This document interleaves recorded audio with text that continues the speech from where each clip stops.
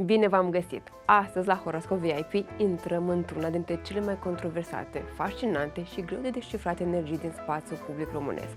Dana Budeanu are Soarele, Luna și Venus în Rac, un triplu accent astral rar care creează un profil profund emoțional, intuitiv, aproape visceral în modul în care simte oamenii și lumea. Venus în Rac îi dă loialitate și atașamente foarte puternice față de cei apropiați, dar și o nevoie intensă de control emoțional.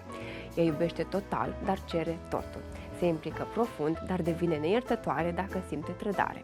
Iar publicul o percepe exact așa, un om care protejează cu pasiune ceea ce iubește și ceea ce consideră al ei, dar atacă fără ezitare ce simte că îi amenință teritoriul.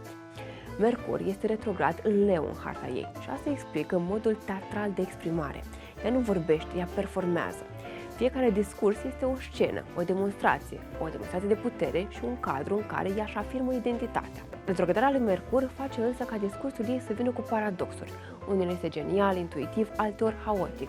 Uneori este un adevăr crud, alteori o hiperbolă menită să testeze reacția.